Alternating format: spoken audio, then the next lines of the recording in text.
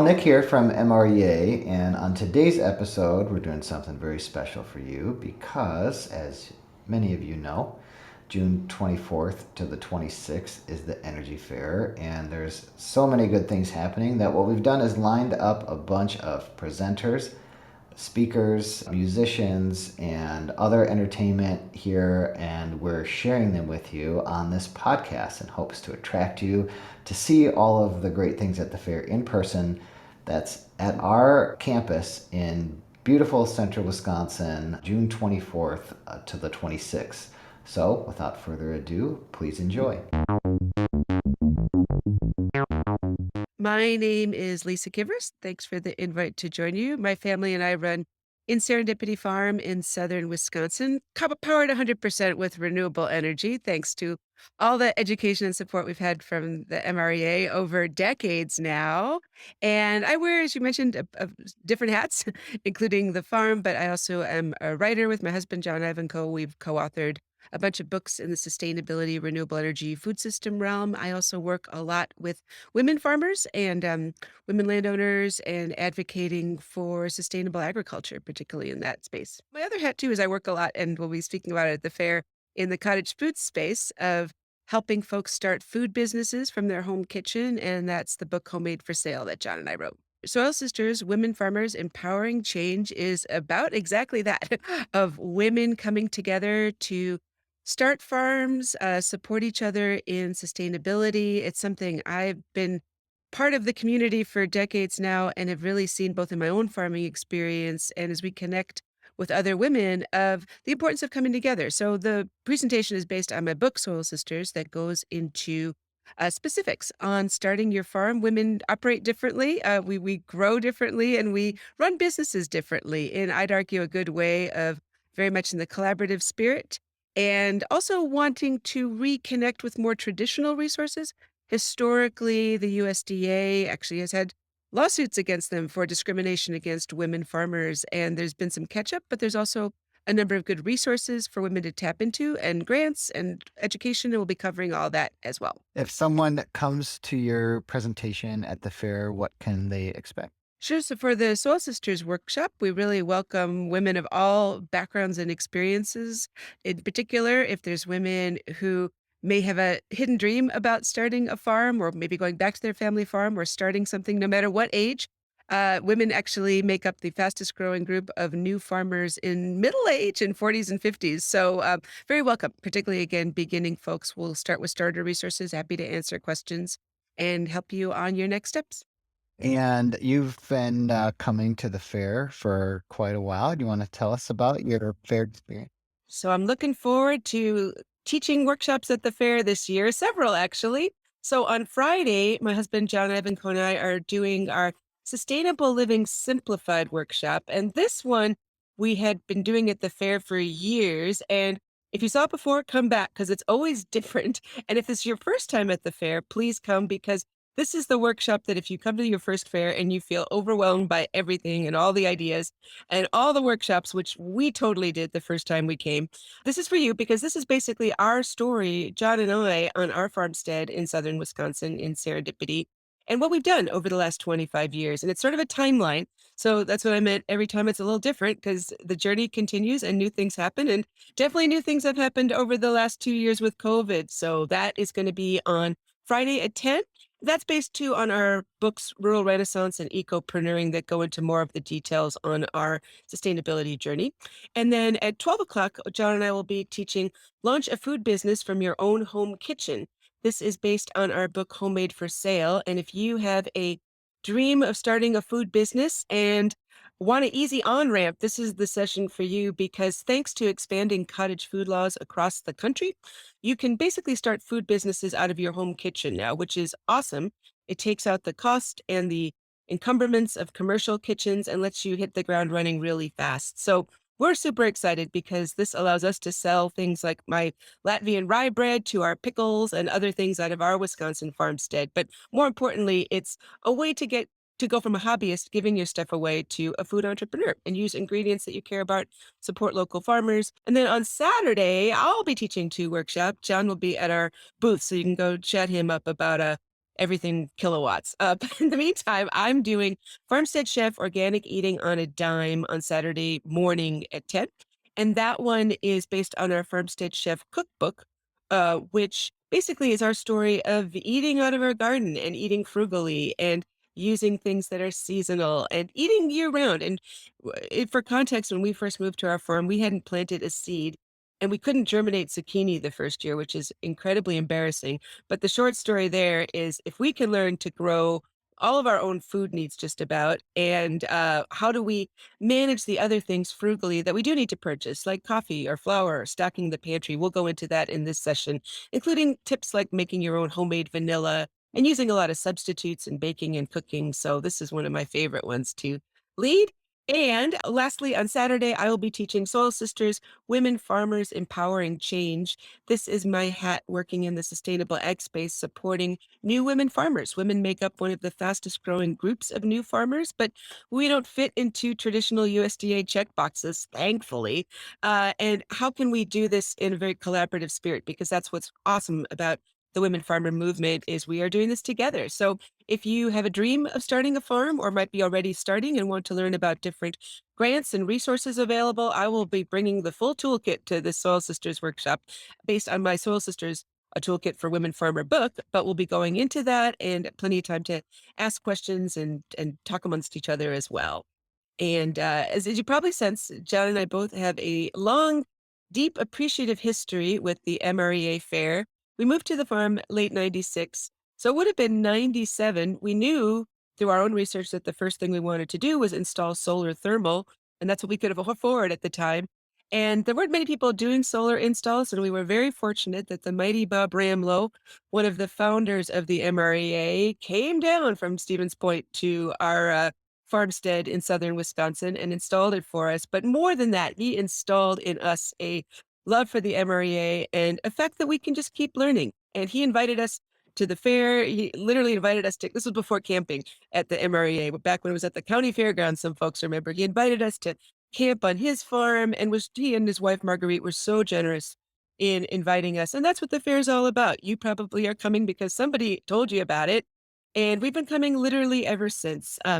We missed it during the COVID hiatus, but we've been doing various presentations along the way. Our son Liam, actually, he's 20 now. It's his first year. He's not at the fair because, he's a young adult with things to do, but basically grew up coming to the fair. It's been a family tradition for us. We lived in Rainbow's End for many years, and it's a summer tradition that we are excited to have back and see all of you and meet a lot of new folks. And hopefully it'll be part of your decades long tradition someday soon too. Thank you.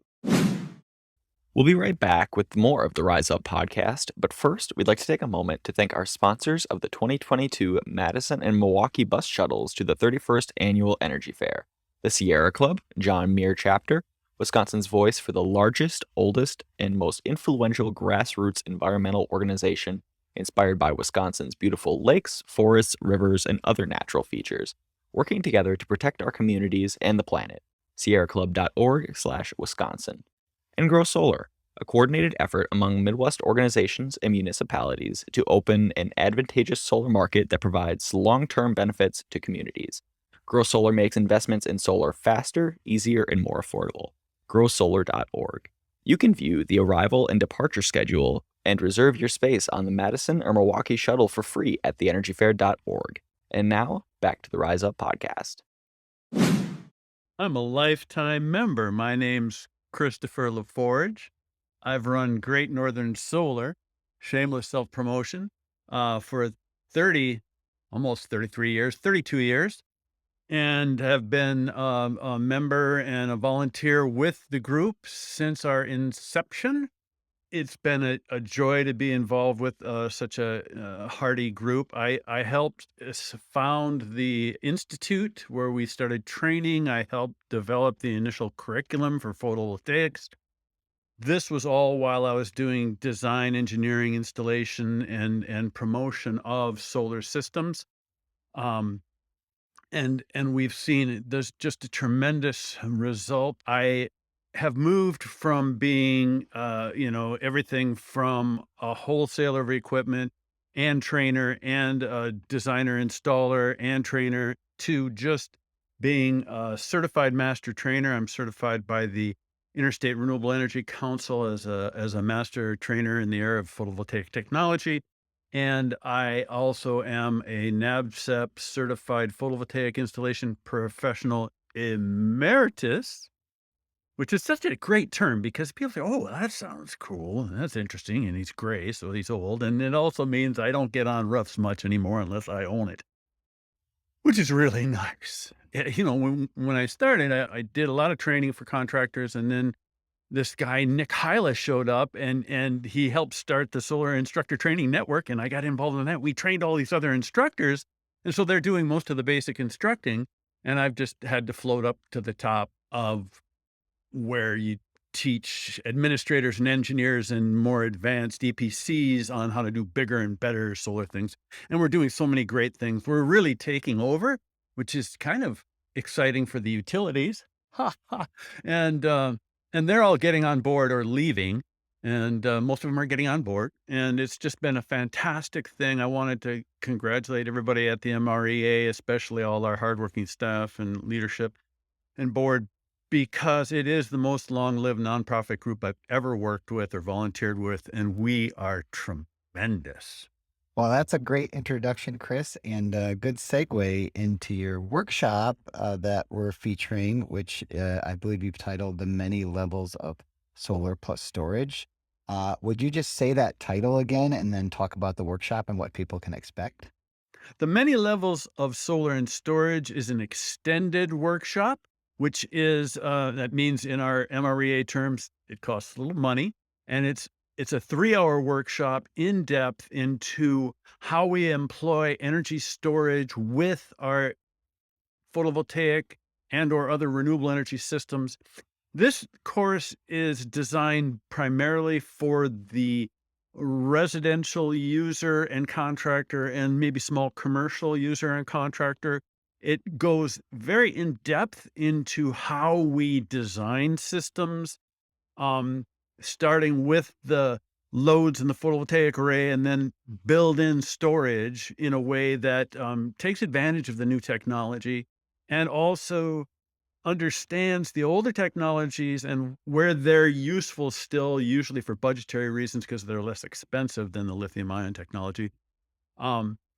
As you can see from my introduction, I'm the master of the long answer. So we give a lot of time for questions and you take a lot of time for answers. So people that come to the course will get, as a user, if you're on the user end of this technology, you'll get a lot of information to be an intelligent user and someone that can employ solar plus storage to the greatest advantage that you can do, both environmentally, which is my main interest, and then, of course, what gets the job done is economically how you can make more and more money and pay less and less money for electricity because we're winning the day. Our technologies are doing fantastic things at bringing costs down and this small weekend project we have of saving the planet from catastrophe. Also, I'm teaching one other class on a volunteer basis for the professional level, and this moves into utility and industrial and community energy, solar, and storage. This class will be for energy professionals. It's kind of a higher end course.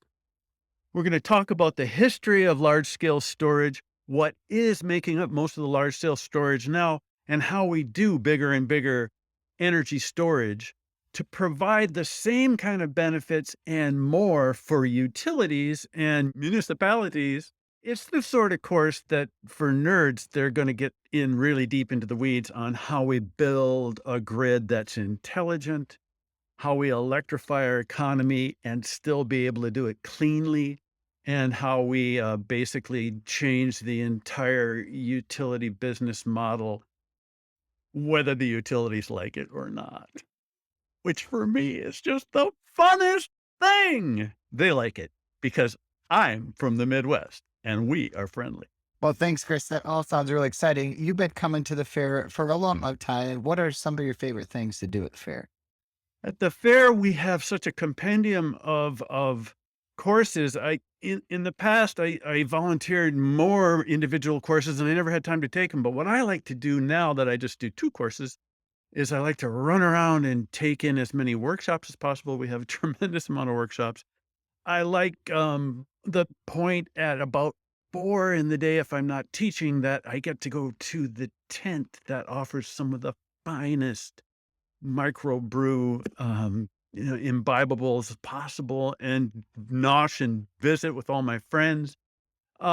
Because my partner and I have been coming to the fair since the first fair where we volunteered parking cars. Oh, it's been a hometown reunion, and so we get together and we get to see all sorts of people at all levels of the industry in this park-like, fair-like environment that is just Midwestern, kick the tires and have some fun. That was really great. And we're looking forward to seeing it. Do you have any party words for us? Right. I hope everybody that can take the time and come to this fair. This is the least expensive informational event you can come to on the planet. We're going to have more information. And not only is there information, but a good portion of the fairgrounds is dedicated to vendors. So you can go ahead and kick the tires and see real products on the ground, talk to real installers who are doing real work. And unlike a lot of conferences, you could come in and leave with the knowledge necessary to get your system done on your business or your dwelling. And I want to make sure that everybody that even has a passing thought of it gets there. And if the only day you can get there is Saturday, we have the coolest keynote on Saturday. But each day we've got good keynotes and we've got a lot of great food on site. So you don't have to worry about eating and just come and participate. I'm Amanda Haffele. I am the Solid Waste Director for Portage County Solid Waste. We oversee a closed landfill, a recycling facility, and a transfer facility. And then we also have a household hazardous waste program. Great. So you deal with all of the waste streams from Portage County, and you're going to talk about that in a presentation at the Energy Fair. Do you want to give us your presentation title and talk about what your presentation will entail? So, recycling right here in Portage County and all over Wisconsin, it's confusing on what we can recycle and what we can't recycle. And so, part of my job as director here, I work directly with the mills and the buyers of the material, so to figure out exactly what they want and what is actually being recycled. So, I'm going to break hearts during this presentation to let residents know that, hey, this stuff is not recyclable, and then give some tips and tricks about how to sort your stuff better, how to package your material in your recycling bins so that it's less costly in the long run to process it and sell it to buyers. Recycling correctly is very important in our facility. Bags and unbroken down boxes can hide things such as sharps, broken glass, or other non-recyclable items.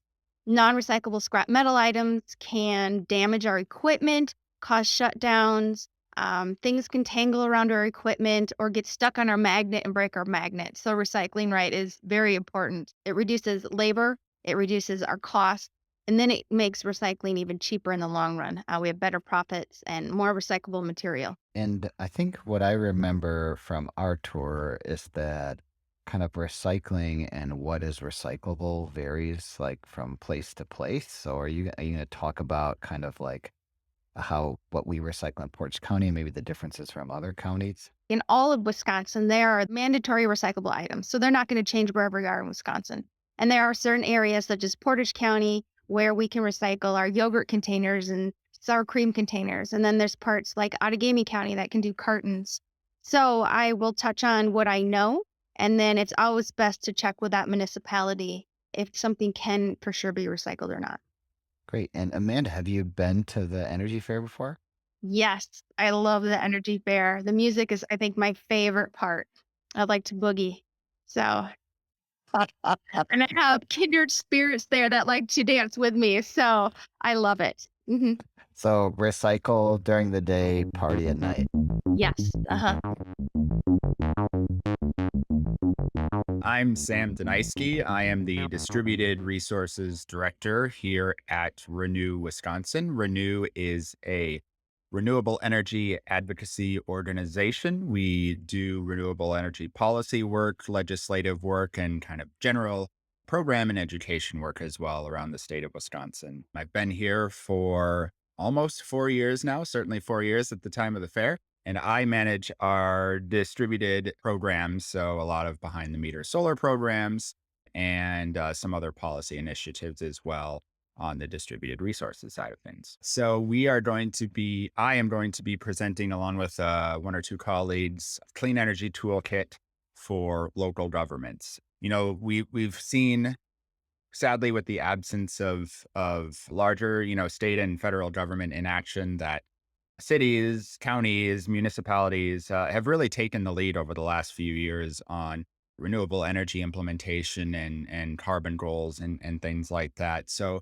what we're going to do is we're going to provide a toolkit, or I like sports analogies. So we're going to provide a playbook for local governments that want to do more. And, like I said, we've already seen a lot of, smaller government organizations doing a lot of things. And that's because, they provide services or they have public facilities and things like that. And their constituents want these things. So not only is there sort of a reason to go, you know, to decarbonize and things like that, but they also have the ability to do that as well. So what we want to do, like I said, is we want to just drop a playbook, because there are different levels where different local governments are at. Some local governments are just at the starting line. Some are much, much further along, and there's a vast majority that are somewhere within that spectrum. So what we're going to do is we're going to basically give a lay of the land, let those representatives know what kind of game they're playing. Are they playing checkers or are they playing chess, right? And then we're going to talk about ways they can get started, ways they can, reduce their carbon, ways they can reduce their energy, some other ways that they can decarbonize in transportation and finance projects and the whole gamut. And we're going to be, just kind of gauging where folks are at, and we'll have a different, hopefully, playbook for everybody to follow. There are certain government entities within the state that have already done a lot, and we're hoping that we can provide sort of some peer-to-peer mentoring for organizations or for governments that aren't so far along, just to make it easier for them and so they can reach their goals without having to reinvent the wheel every single time through. What can people expect if they come and visit you at your booth at the Energy Fair? Yeah, we have lots of fun literature. If you're a reader, you can read on all sorts of renewable energy policies and programs and just general information on whether it be solar, wind, batteries, electric vehicles, you name it. We have a lot of folks that are very well known and well versed in their own subject matter. And the fair, I definitely can say from a Renew staff perspective, is one of our favorite outings of the year. So we really like to talk to folks about, especially the policies and the other regulatory and legislative matters around renewable energy as well. Yeah, so you've been to the fair a few times. What are you looking forward to this year, Sam? Oh, I'm looking forward to the fact that the fair is happening. It's been a while, and I'm sure I'm not the only one who's saying that. But yeah, I'm just really excited to get out and see real human faces again and talk to real humans again. Right? It's just I don't have one particular thing, honestly. I just am really excited that it's happening again, and that we get together and gather and learn more and talk more about renewable energy. One thing that Renew does, I know you're presenting on the local government toolkit, but one particular program that you offer that I think jurisdictions could really benefit from as far as helping their local residents go solar is the Solar for Good program that you manage. You want to talk about Solar for Good a little bit? Yeah, Solar for Good is a program that we run for nonprofits across the state. So if you're any kind of NGO, you can apply for a grant with us that helps with some of the upfront costs of going solar. We just closed on our most recent funding round. I'm happy to say that we had our best funding round to date. Typically, we get about 20 grant applications. This year, we got 46. So we really had a great year. And it really is a testament to sort of the communal aspect of solar. The program has already done, I think it's about 4.3 megawatts now of solar on nonprofit facilities and entities across the state. At one point, that was almost 1% of all of the solar installed in Wisconsin. So the program is done really well, and that's thanks to just so many people from the community kind of banding together and working on this. So we'll have information on that as well. We've helped nonprofits from housing providers to animal shelters to veterans groups to houses of worship go solar. And basically there's a little something for everyone in there. So hopefully, we're all involved generally to some degree with a nonprofit, whether it be through work or through our private life, a lot of times both. And it's good to know that we can provide that information out there to the folks who are looking for it. Hi, I'm Amber Westerman. I've been coming to the fair for about 10 years now, and I've been a presenter of workshops for about that same amount of time. I give workshops on design topics, and this year I have 3 workshops which are focused on my latest project, which is the first net zero energy house that was built in my small town, just west of Madison in Spring Green, Wisconsin. It's a 1,200 square foot house, super insulated with a double wall construction, and is so far 50% better than net zero with my solar panels. So the workshops that I'm giving this year are, the first one is how I built a net zero energy house. And that's just going to be a big overview over the whole construction process from choosing a lot all the way through living here for 2 years and reviewing my energy bills. The second workshop is how to minimize construction waste. And this is really the core of my focus in my business, which is to build small and build sustainably and build with renewable and natural materials. So this is about how to avoid having a construction dumpster, which is usually a fixture on every new home build. I did not use a construction dumpster at all and was able to handle my waste from the construction in small batches. I had some successes and some failures. I'll be going over that, and also some resources for people to use as they go forward with their project. And then the third workshop is called A Barrier-Free and Non-Toxic Home Explained. And I use, again, this house that I built 2 years ago as an example of an accessible house. In other words, wide doorways, no thresholds, showers, etc. So it's an aging-in-place designed home, as well as using materials that are non-toxic, like without formaldehyde, low toxic paint, or actually organic paint.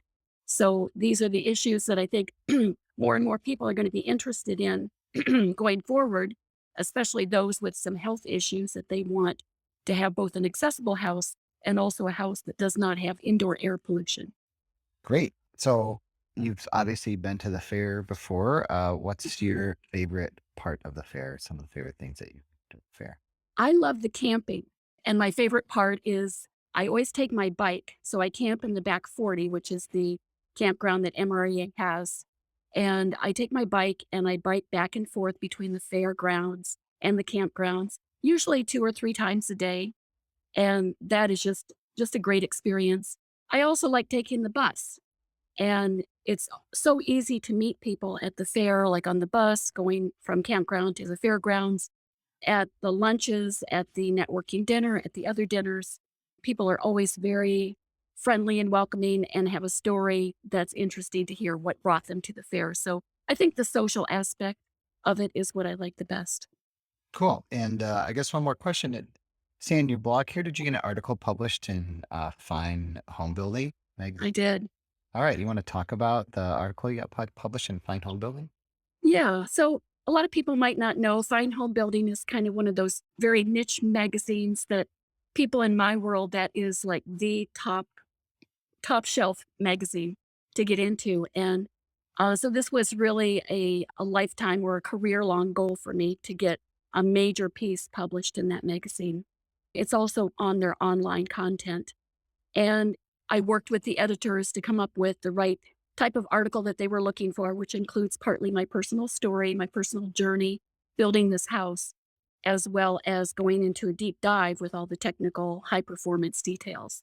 So I think they did a great job with the illustrations, the photographs, and a nice balance between the story and the why I did it, as well as how I did it. Well, that's really exciting. And we will see you at the fair. And I'm hoping to attend some of your workshops. I'm really curious about your house. It sounds absolutely wonderful and spring green. Well, thank you. Thanks, Nick. I look forward to seeing you there. I'm Jeremy Solin. I am the co-owner of Tap Maple Syrup, which is infused, barrel-aged, and pure maple syrup business that's based on our family land up in Lang Lake County. And I also work for UW-Madison Division of Extension as the maple syrup program coordinator. So I support maple syrup production in the state. In my background, obviously I do some maple syrup and grew up doing that, and then also having kind of education, natural resources, ecology background. So I actually get to do 2 presentations, which I'm excited about. It's been a little while since I presented at the fair. And the first one is going to focus on essentially like beginner maple syrup production. So kind of getting started with tapping trees, going through the process, the cooking of it, preparing of it, all of that. And then the other presentation will focus more on kind of the business side of things, of kind of background of Tapped and how Tapped has been developed, primarily from the value-added product side and the more kind of financial business aspects of building that business. So what can somebody who attends your workshops expect to learn or be involved in? Yeah. So for the beginner maple syrup one, it's really like how to get started. If you're interested, whether you have, 1 tree or, 500 trees that you're interested in tapping, you could get the basics of how to go about that. So the equipment to use, the process of tapping, considerations of preparing maple syrup, all of those kind of things. And then for the other one on the business side, I think it's primarily about like considerations of building a small family business and kind of the considerations you need to have to kind of distinguish yourself, do effective marketing, develop products in a way that set you apart from, the commodity products, and essentially get some ideas of what you might be able to do to start a business of your own. Great. And it's not all just business with your workshops, right? You, in the true spirit of the edutainment event at the fair, you're also hosting an NA happy hour with Tapped Maple Syrup. Do you want to talk to us about what that's all about? Yeah, maybe. I don't have a ton of details on that, but so we're hosting NA happy hour along with Siren Shrub Company. So combination of Siren and Tapped. And so what I know is that we're going to make some good drinks that will feature Siren Shrubs and some of our infused maple syrups. And we're actually, Tapped is releasing a new maple syrup just at about the time the Energy Fair happens, and one of those NA cocktails will have that new syrup in. So we're excited to get to share it at the fair. It's a secret, so you can't tell us what it is. I can't tell you until then. Yeah. Awesome. And you've been to the fair before? I have been to the fair. I used to spend a lot of time at the fair, and less so the last couple of years, just out of, the craziness of life, but super excited to be there. I love the fair. It's an amazing community event, always lots of amazing events going on and good people. And I'm excited to, see people I haven't seen in a while there and get to learn some new things. So yeah, happy to go back. Great. And if you're interested in learning about maple syrup and starting your own personal or business tapping, or starting a business, or trying a unique drink, or being present for the privileged release of a new maple syrup, the Energy Fair is the place to be. Perfectly summarized. Good morning. Thanks for having me. So I am Mindy McCord. I am the co-founder of Siren Shrub Company. We are a women-owned, Wisconsin-based beverage company that makes something called a shrub. A shrub is actually a drink from the colonial times. So it's from the 1800s. It's just 3 ingredients. It's organic apple cider vinegar, organic cane sugar or maple syrup, and a fruit, root, or herb.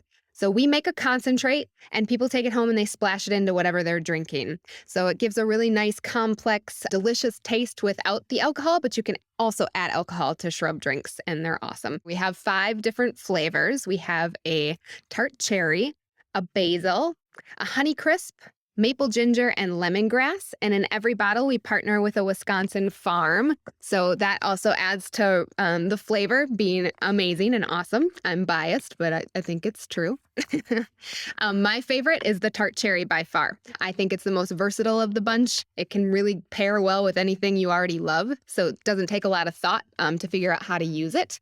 And then we also have these canned ready-to-drink products because shrubs are a super education-heavy product. So these ready-to-drinks are shrub already mixed with sparkling water. You can just crack them open and enjoy them anytime, any place. And we think they're super approachable for folks that are a little unsure about what it means to drink vinegar. We are partnering with Tap Maple Syrup to do 2 pop-up happy hour mocktail events. One night will be Tap Maple Syrup and one night will be Siren Shrub, but we'll be using our products together. Expect to be blown away by delicious flavor. And we are going to talk to you and teach you a little about what it means to mix up mocktails easily and with ingredients that are local to us. Have you been to the Energy Fair before? Of course I have. I have vended and attended at the Energy Fair. And what's some of your favorite things about the Energy Fair? I love the Derby race car event. I'm not sure what that's called exactly. And also just the energy. No pun intended, but the energy that is at the Energy Fair, it's just a lot of lovely people coming together around common causes, and there is so much to see and do. And the weather always seems to be really great, so knock on wood. Well, great, Mindy. I'm excited to see you at the fair and learn how to make a lovely mocktail with a Siren Shrub beverage. Awesome. Thanks. Looking forward to seeing you. I greet you with the Islamic greeting. Assalamu alaikum. Peace be with you. I'm Huda Alkaff. I'm the founder and director of Wisconsin Green Muslims. I'm an ecologist and environmental educator. And Wisconsin Green Muslims is a grassroots environmental justice group that connects faith, environmental justice, sustainability, and healing through education and service since 2005. And so we are celebrating 17 years this year. And we work on many issues, primarily education around climate change, water, food, solar energy, energy efficiency, waste reduction, and transportation equity. Thank you, Huda. Happy anniversary, 17 years. That's wonderful. And you're presenting at the Energy Fair on Sunday, June 26th. Would you like to tell us about your presentation? Yeah, we've been coordinating the Wisconsin Faith Communities for Equitable Solar initiative for now, since 2016. Actually, that's when it started. And we now connect with over close to 8,000 people, Wisconsinites, from 19 different faith traditions, spiritualities. Our mission is really to advance just solar through building interfaith relationships. And through our connections with our interfaith partners, we really landed into 2 pathways. One is solar trainings to jobs, good jobs, and the other one is energy efficiency to solar. So energy efficiency first, and that leads to solar.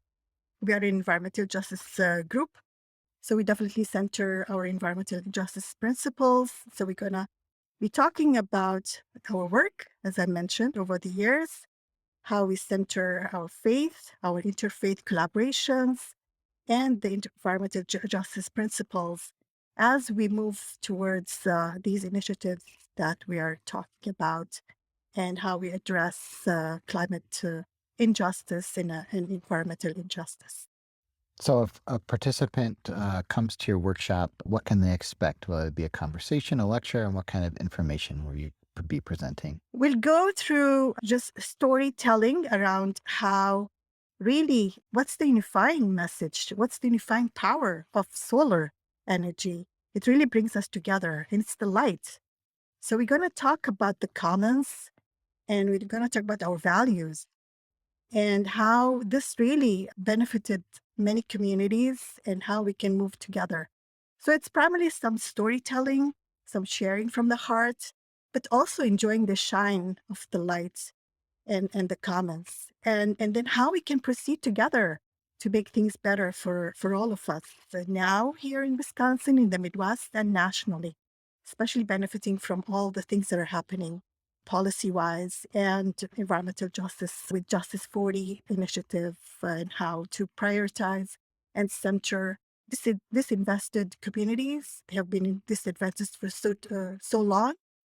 And so how we can center them in our work moving forward. Well, that's very promising and inspiring. Huda, you've been to the fair before. What do you like about coming to the fair? What are you looking forward to? Well, looking for the outdoors, definitely. Connecting with people is definitely very energizing, very inspiring, and just to enjoy the different state-of-the-art entrepreneurship ideas that are out there and how it can generate more ideas moving forward. And so that connection, that networking, and then just sharing where we are and what we hope to do together. So I'm really looking forward to that.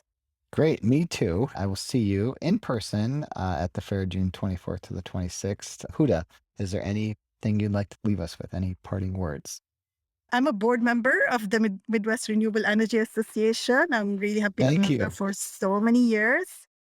Wisconsin Green Muslim has been a member for so many years. So really looking forward to come together and with the advisory board, with all the members, and just see how we can chart our way forward with all the promising advantages and, as I mentioned, ideas and innovations. So we just let's move forward together. Well, thank you so much, Huda. That was very positive, and I look forward to seeing you. Yeah, thank you. My name is Jordan Kaiser. I lead the design and sales department at Northwind Solar here in Amherst, Wisconsin. I've been working in renewable energy for now about 12 years, plus or minus a few months. Got a couple degrees in renewable energy locally from Mid-State Technical College. I've worked with a couple different renewable energy companies, but I've been with Northwind Solar since the winter of 2013, 2014. So nearing out about 8.5 years or so. We here at Northwind design and install solar power systems, everything from small residential systems to mid to large commercial projects as well. The last few years, we've also done a lot with solar plus storage systems, primarily with Tesla Powerwall. So we work with a few different brands, from solar modules to inverters to batteries. But past that, we are a worker-owned cooperative. Back in 2017, we transitioned to become more cooperative and saw it as a more democratic way to do business and really empower each one of our employees, and has really served us well, I think, not only for us as a company, but out there in the community as we're installing systems. So yeah, that's sort of a overhead view of us. And you're presenting and exhibiting at the fair. Do you want to talk about your presentation? Yeah, absolutely. We've been exhibiting there and had a booth there for as long as I've been with the company, and even years prior to that. I think probably since we started as a company back in 2007, we've had a presence at the Energy Fair, and it's just been a fantastic opportunity for us, and not only to generate business, but to network with folks in our industry and really just have a good time over the course of 3-4 days. But I myself will be making a presentation Saturday at 11 a.m. And my presentation will be on solar plus storage systems for homes and businesses. And it's going to lean more towards frequently asked questions, some of the design considerations for both the solar and storage part of the system, how to perform for your home or business. And won't get too deep into technical aspects of equipment, but certainly can touch on some of those details as well. But really my intent is to give, some exposure to folks, an introduction to folks about how battery backup systems can play a part in their grid-tied solar PV system. So again, that'll be Saturday at 11 a.m. I forget the tent color, but I think MREA has provided me with a very good opportunity at a prime presentation spot on Saturday morning. So I'm thankful for that. Good, Jordan. I'm excited to see that presentation. And you also have an exhibit. And so what can people expect when they stop by your booth? Yeah, we have a few different representatives from our company that'll be at our booth. Everyone from our sales department to a couple people in operations. Our CEO floats in and out of our booth as well. And really our intent with our booth has always been to be sort of a welcoming area, and not so much about giving a pen or, giving something away, but allowing folks to come in and feel welcome to come in and have a conversation and ask questions. And whether they've been thinking about installing a system for their house or they're just looking, to learn a little more, we really wanted it to be and have always intended it to be a welcoming space for that. So we're excited to be back at the fair and have those conversations with fairgoers once again. So you've been working with the MREA as part of our Grow Solar initiative, which is a solar group buy program. And you've won the bid for Central Wisconsin a number of years in a row, including this year. And that group buy program will be open during the fair and available to residents of Central Wisconsin counties. Do you want to talk about how that group buy program works?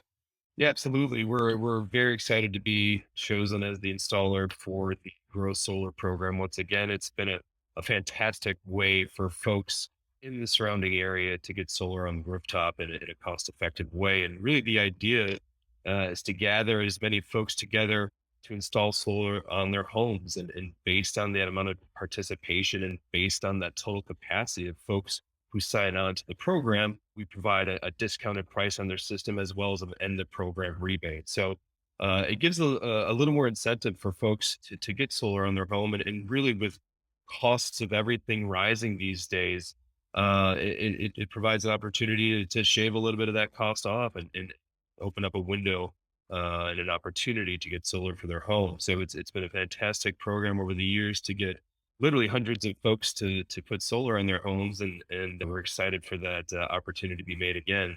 And so I believe the first Power Hour seminars begin sometime mid-June and will carry on through the better part of the summer. And we'll be attending a lot of those live events and be there to answer and address questions and talk a little more about systems and how they play a part for their homes and businesses. So yeah, it's an exciting time. Great, Jordan. And what are you looking forward to at the Energy Fair this year? Yeah, I'm looking forward to a lot. It'd be great to reconnect with some industry partners and friends and just sort of get the pulse on what other companies are doing. We as a company are always looking to learn, especially from folks that work in our industry, in our state industry, as well as in the Midwest, and always looking to improve as a company. So that's always been a really good aspect of the fair that I look forward to. You can't beat the food. There's a lot of good places to get some local food as well as some beverages. So yeah, overall, I'm excited for the reconnection to friends and folks in the industry that we haven't had for the last couple of years. So my name is Jared Schumacker. I live here in Madison, Wisconsin, and I work for Third Coast Advisors as a financial advisor. So if I had to boil it down to the most simplest thing is we really help people make smart financial decisions. So, if you really think about all the things that are involved in your life when it comes to finances. So, typically it's, retirement 401k through your job, or property and casualty insurance person, a real estate person, a tax attorney, a CPA. All of those people are involved in your life and finances in some way. And they don't talk to each other about your finances very often. So in a lot of ways, it's up to you to come up with a financial plan that makes sense going forward. And that's kind of where we help, is we jump in the middle and we help our clients work through all of that and make sure that they have a path going forward. So you have a presentation at the Energy Fair, Invest with Your Values. Do you want to just say the title of your presentation and what it'll be about? Yeah. So invest with your values. It's been obviously much more in the news over the past few years, but really sustainable investing, ESG investing, it's got obviously a plethora of different names. There's been a lot of just different ways of looking at it and a lot of information from a lot of different sources. And a lot of people just don't really know where to go or what to find out or what it's really all about. And this is going to be more educational to really just kind of give people a look at what investing with your values really looks like. So we'll go over topics such as like where they can invest. So the different types of accounts that are available to them, what ESG or sustainable investing is about, where we are today, where we've been, why they should do something, and then finally what they can do. And then obviously we'll have an opportunity for people to ask questions, and because everybody's, situation would be different. So if they have specific questions on different topics, so because ESG has been around for, in the form that it's in now for about 20 years or so, but there's been a lot of changes, especially as of late. The SEC is doing some really interesting things, even now as we speak. So. Great. Have you been to the Energy Fair before? I have. So I moved back to Wisconsin a couple of years ago, and I went for the first time in 2019. because I'd never heard of it before, and I loved it when it was there. It was a really cool and place to go. A friend of mine told me about it, and he said, "Hey, let's go." So we came up there on a Sunday. We didn't get there till I think like 1 o'clock on Sunday, so it wasn't open for very long. But then I was just like, you know what? I'm going to come up here next year in 2020, and I'm going to spend like all day Saturday here, or at least a couple hours on Saturday. And then look what happened. I wasn't able to. So I'm super stoked and really excited that you guys are bringing it back in person, and we get to all meet each other and talk about different ideas and what everybody else has got going on, and hopefully we can network with each other and benefit all. My name is Andrew Lewandowski. I'm a general pediatrician who works on the east side of Madison, and I do a lot of work in climate and health. And I am part of two 501c3 organizations, two nonprofits. One is the Wisconsin Health Professionals for Climate Action, and then also the Wisconsin Environmental Health Network. Talking about the two organizations that I work with on a somewhat regular basis, there's the Wisconsin Health Professionals for Climate Action. That is an organization that is dedicated to equitable climate change solutions, both mitigation and adaptation solutions. And there are a lot of different ways in which we advocate for those equitable climate justice solutions. And then the Wisconsin Environmental Health Network also does work within the climate spheres, but then they also have a number of health professionals who focus on things like endocrine disruptor chemicals or other environmental toxicants, things like lead, PFAS, et cetera, that also have the potential to affect our health, because we know that things like climate change and there are many environmental determinants of health, and not necessarily just the choices that we make from day to day. I'm really excited to present at Custer this year about the health benefits of electric vehicles. There are a lot of benefits that you can gain from it, but I think in general, electric vehicles, just like many other, well, I should say, transportation in general, we know is a big source of pollutants and can cause a number of health hazards, as can combustion of other fossil fuels or even emission of climate pollutants, even if it doesn't come from fossil fuels. But you have direct effects on health from the burning of fossil fuels, but then you also have the climate change component. And there are about 9 different ways that climate change is harming people, and it disproportionately hurts some populations more than others. And so even though I'll just be talking about how electric vehicles will help to solve part of that equation, there are a lot of ways in which climate change is affecting the health of our families, our kids, our friends, our neighbors, communities, et cetera. Great. And have you been to the Energy Fair before? I have not. I have wanted to for a number of years. I'm excited to go for the first time. I have 3 small children, and so it is difficult to get away on a weekend, but I look forward to it. I've actually been up to Custer, close to when the Energy Fair was going to happen. They were actually even setting up tents and everything at that point, but this will be my first time.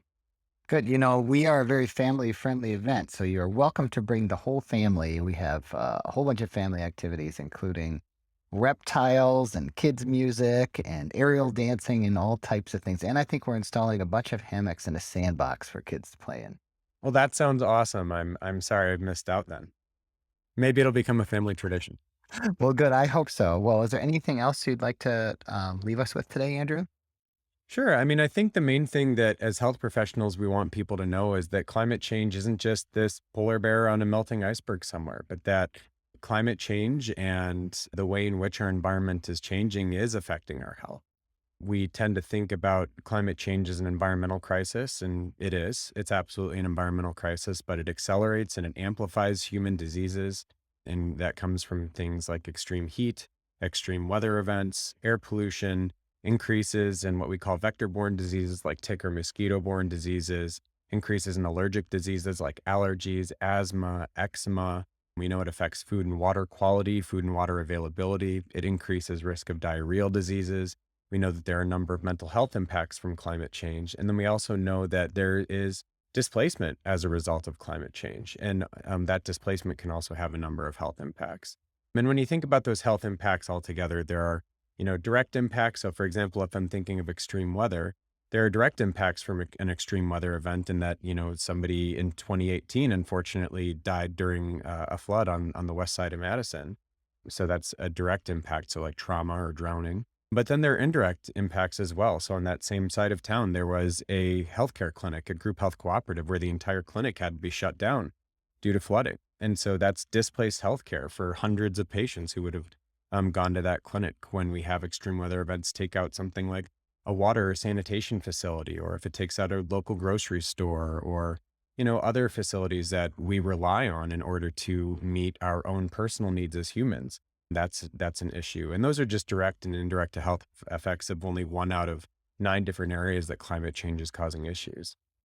And so as healthcare providers, that's something for us to let people know, that even though we don't typically counsel about climate change in our clinics or in our hospital settings with the frequency that we talk about smoking or healthy food choices, that unfortunately, because climate change is here and we know that it's going to get worse, that it's a topic that we need to start speaking about and spreading, that people understand all of its impacts. Well, we appreciate you spending your time with us June 24th to the 26th in Custer, Wisconsin, and we look forward to seeing you there, Andrew. Thanks so much. I'm Don Wichert. I'm currently the owner of a consulting and investment company called Eudai Energy. Eudai is short for eudaimonia, which is a Greek word for happiness. I'm sure your viewers might know that. And so it's happy energy. I've been involved in renewable energy in Wisconsin for over 30 years. I was involved with the State Energy Project, ran projects there for 24 years. I worked with Focus on Energy, and for a very short time, I was interim director of Renew Wisconsin. So I've been involved in the technical aspects and also the policy aspects of renewables in Wisconsin. Great. We are excited to have you at the fair. Would you please just talk a little bit about the presentation you're giving this year? Myself and Kurt Reinhold, who is the president of Legacy Solar Co-op, will be talking about a 6-year project, a case study that we did in Madison, Wisconsin. So it's basically a third-party ownership system using Solar Legacy's co-op tax financing model. And what we did is we put a 26 kilowatt system on the roof of the Willie Street Grocery Co-op in Madison, Wisconsin. And we also installed 114 LED lights there. So it's both a megawatt project and also we sold solar RECs to Willie Street over a 5.5-year period, so that I was an equity sponsor of the project, and I could use all the tax credits then that were available. So Kurt's going to be talking about how this whole process fits together and how it's legal to do what he's doing. Now, I was one of the first projects that Legacy Solar did, and now they've got over 40 projects going. But this is the first project that actually looked at all the different steps that you have to go through and the return. So this is both an economic and environmental assessment over the 5.5 years that the project was going. I sold the project to Willie Street in March of this year. So we have a complete history. There's a couple tax questions that still are up in the air, but we'll talk about those. Well, that sounds very interesting for anyone interested in kind of that third-party financing or tax finance. You have a very, very solid case study here in Wisconsin. Don, would you talk about the energy fair? What do you like about the fair? What are you looking forward to this year? I've gone to all the fairs since it first started, except for one, and I don't remember if that was COVID or what it was. So, the fair just has so much things, all the workshops, all the great music, the keynote speakers. It's been fabulous. And I was one of the first funders of the fair in the first year.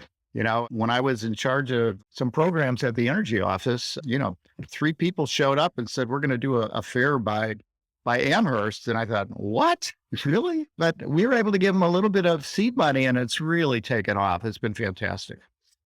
Well, we thank you for that. And I think we have thank you because I do believe we planted an Avenue of Advocates tree in your honor. And I put that's true. I'm very honored for that. Yeah, especially looking at all the other wonderful people who've contributed so much to Wisconsin sustainability efforts over the years. Well, good. Well, we look forward to seeing you June 24th to the 26th. Don, do you have any parting words for us? Well, our segment is Friday at 4:00 in the red tent. And, I think this is very applicable subject at the moment. I just saw where MREA has filed a petition with the Public Service Commission today, I think, talking about third-party ownership. And the great thing about the Legacy Solar Project, it's sort of a democratization of solar, where so many different people can get involved, whether you own a property, can have good solar access or not. So we'll be going through all of that, and I hope people show up and we can describe what we did. All right. That's perfect, Don. Thanks so much. And, Okay, thanks, Ed. I look forward to seeing you in a few weeks. Okay, we'll see you then. Okay, bye. So my name is Todd Strother. I work for the Center for Technology Commercialization. This is an organization that assists small businesses, generally technology businesses in Wisconsin, primarily to help develop new technical products. I've been with the organization for about 8 years. Prior to that, I worked at a large scientific instruments company. And then prior to that, I was at a small biotech company. And I'm Brian Walsh. I am a commercialization consultant with the Center for Technology Commercialization. I have been with the organization for a couple of years now. I also help in advising on accessing federal funds from SBIR, which we're going to talk about a little bit today, I think.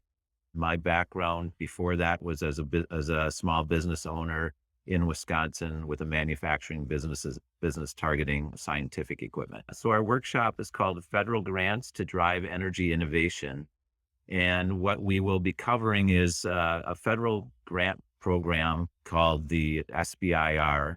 And we're going to be focusing specifically on what the Department of Energy offers in terms of this federal grant program. So we'll cover money that's available for small businesses to do energy innovations with funding from the Department of Energy.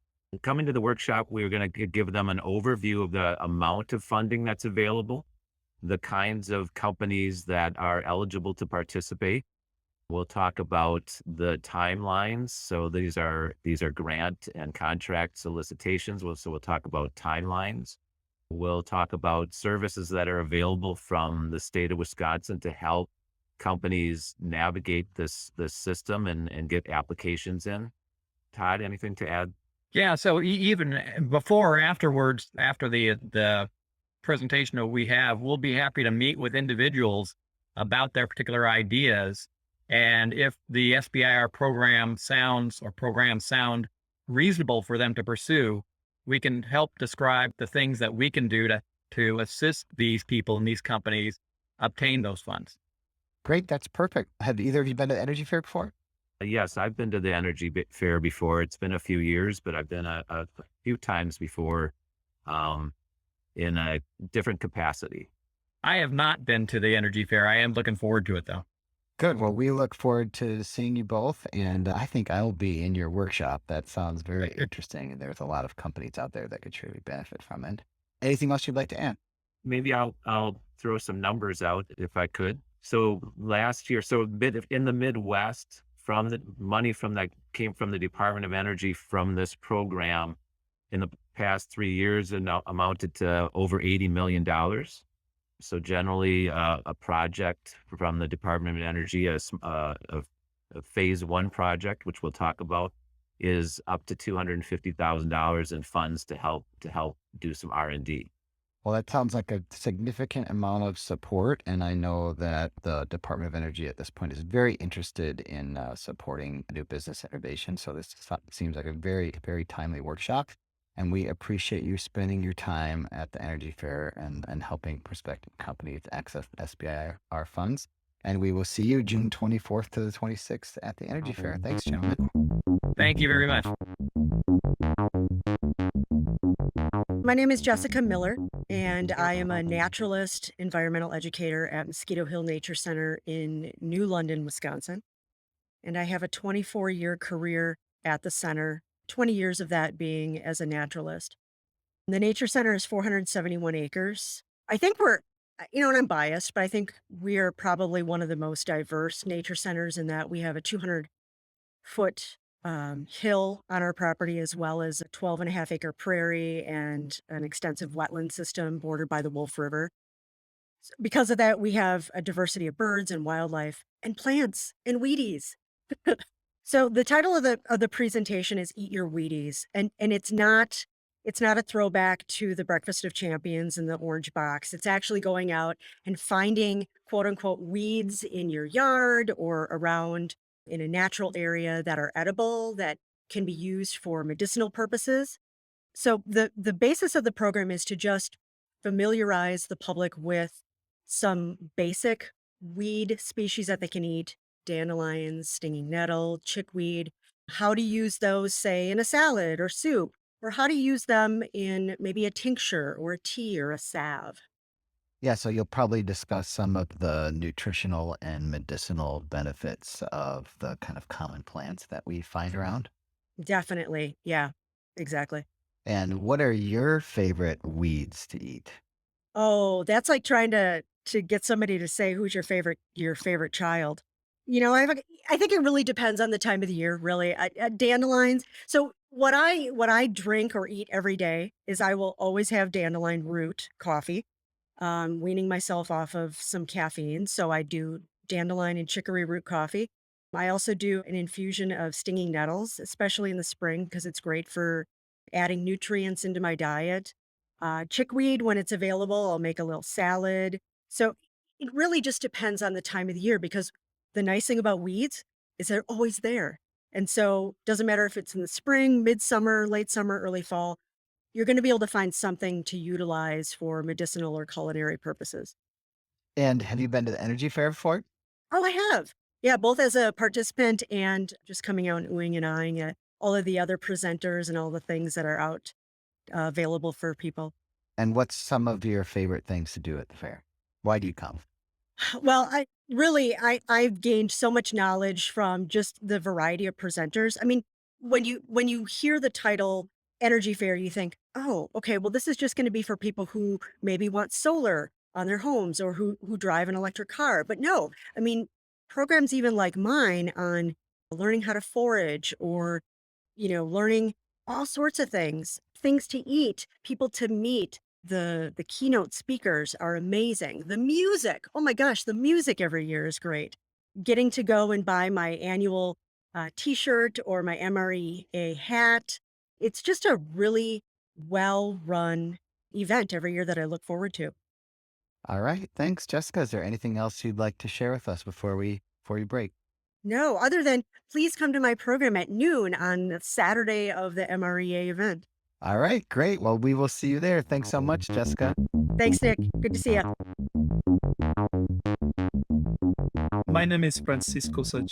I am the Director of Emerging Technology, Renew Wisconsin. Renew Wisconsin is a nonprofit that supports the advancement of renewable energy.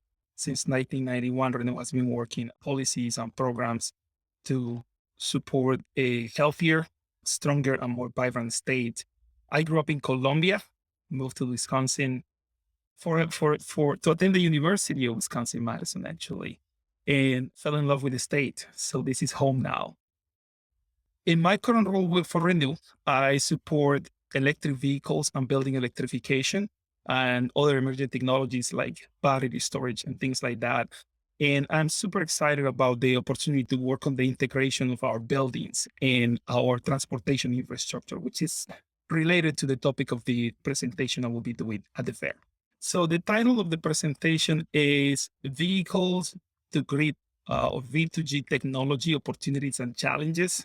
I think I should make a disclaimer. It should be more like, vehicle to grid technology unencumbered by regulatory restrictions, because it's a technology that is very exciting, but the energy markets are heavily regulated. So there will be some challenges that we need to address in order to take advantage or full advantage of the technology. But the idea basically is that with electric vehicles coming to market, we have a great opportunity to leverage those batteries to support our grid. There is a lot of conversation around how the impact that electric vehicles are going to have in the grid. And a lot of the conversation is framing this kind of catastrophic scenario where, the grid's not going to be able to handle it. But the truth is that we will have batteries that can serve as backup and can supplement the grid in moments of need. And this technology enables that. the presentation will focus on the technical aspects of vehicle to grid technology. So you have a vehicle that has a battery, you have a building that requires energy to run. You can leverage your battery in your vehicle to do the things that you need to do in your building. So, and that technology is available today. Recently, Ford launched their pickup truck, the F-450 Lightning. And with that, you can buy a home integration system, which allows you to use your truck as a backup for your home, and you can run your home for up to 3 days using the energy, the electricity that's in the battery. There are many applications of that for backup, for resiliency, for grid optimization. Energy prices change it dynamically, constantly throughout the day. My dream is that one day we will have the technology and the policies that allow people and utilities to optimize the grid. So we're getting energy from the places that is most convenient for and cheaper for that specific time of the day. So that's kind of the big picture is how do we integrate all these batteries that we have, this amazing resource to serve the buildings that need electricity, and how do we do it in the best possible way? Yeah, that's great. That's an excellent description. Really exciting. I'm going to be at your workshop for sure. Nice.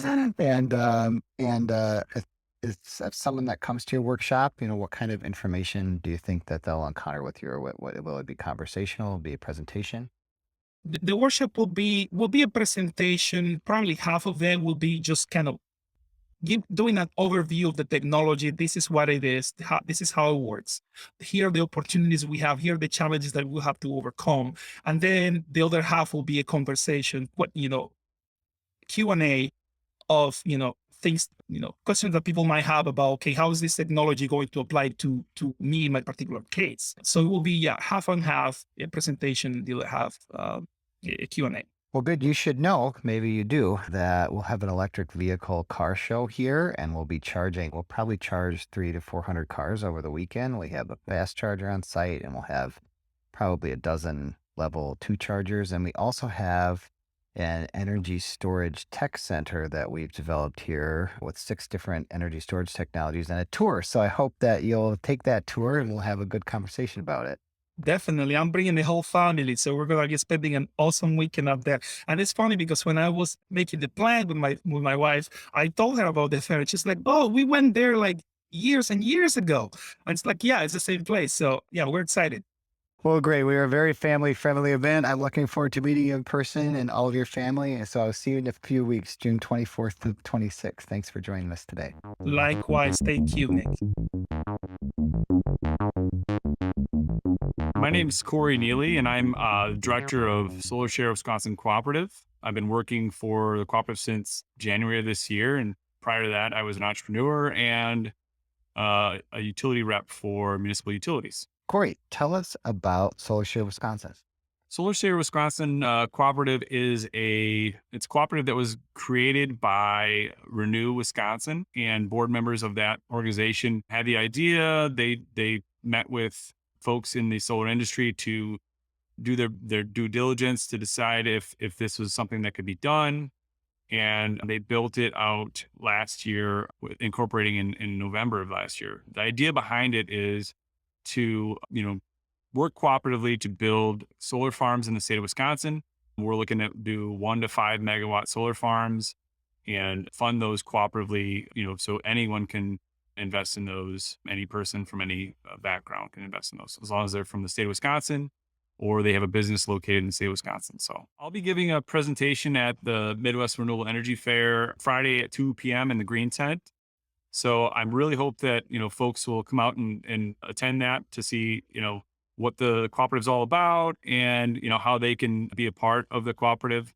I think we're going to have a lot of interest at the fair, and there's some other presentations about small scale solar farms that I think, folks can kind of, get to before they come to my presentation. I know Michael is going to be doing a presentation at noon of that day as well. So I hope that folks will kind of head over from his presentation in the yellow tent to mine in the green tent and learn more about what we're doing. Yeah, can you describe the difference between how an investor would engage in a typical large-scale solar project and like what the cooperative is offering to kind of like the average consumer? in a traditional, solar investment, you've got a few investors, one would be the tax equity investor, and we're still going to employ that model. But what's different about what we're doing is, we're kind of pooling our resources to fill a different niche, which is the traditional equity investor. Now, I am really excited about how this fits into, the investment opportunities for regular folks, because right now you've got essentially two different options. You can invest in the stock market, which is increasingly volatile and maybe a little scary for the average investor, or you have really safe investments that don't offer really great returns, such as CDs or bonds. And so, I feel like we fill this niche for folks that have a little bit of money sitting around their checking and savings accounts, and allows them to kind of put that money to good use and earn a little bit of return on that. Our goal is to seek a 5% return, and hopefully that's enough for folks to be enticed to do it. If it's not enough to entice them, hopefully the idea of transitioning Wisconsin's energy supply to solar is enough of an investment incentive as well. So Great. And have you been to Energy Fair before?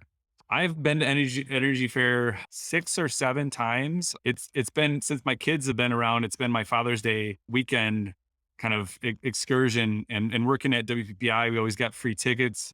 So I always enjoyed going up there, and we sometimes will stop by MREA on our way up north and charge our vehicle, or, just pop by and take a little walk around. So I really enjoy the property at Custer, and I enjoy visiting the folks up there every year. So.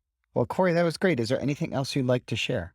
Oh, we're really excited to be presenting. I hope to, present next year about the projects we've completed, or, projects are working to complete, and then really talk about how we're going to expand and kind of really grow what we're doing here to help, grow solar in the state of Wisconsin. So my name is Heather Talbot, and I am a volunteer / founder with Solar on La Crosse Schools. We are a volunteer group here in the city of La Crosse. We are 100% volunteer powered. So we are made up of a group of parents of La Crosse School District students, former, students, so alumni of the district, teachers, even students. We have some high school students that are involved with our work, and we are simply working to make the transition to more renewable energy, specifically solar energy, happen sooner in our community within our school district. So our local public schools, we're helping them transition to solar energy. So at the Energy Fair, we will be holding a workshop on Sunday. We're going to be presenting on community solar energy initiatives. So how can regular folks, friends, neighbors, parents of young children like myself, advocate in an effective way to make change at a local level for more solar energy, a transition to cleaner power for our kids, for our families, for our neighbors. So we're going to be presenting about our story of how, even in the midst of the pandemic, right at the beginning of the pandemic, in fact, we founded a small volunteer group and have been able to make progress even using virtual tools. And, for a year we met without even seeing one another face to face. And so just committed to helping share what's possible and what resources are out there specifically for helping schools transition to more solar energy, for how community members can assist their municipal leaders or their school leaders, business leaders in town, to help them see the different options that exist for supporting solar transition. So we will just be helping to inspire folks and equip them. And then we will definitely be open to connecting with folks for follow-up too. So we're happy to help folks do what they can in their own communities using the model that we put together.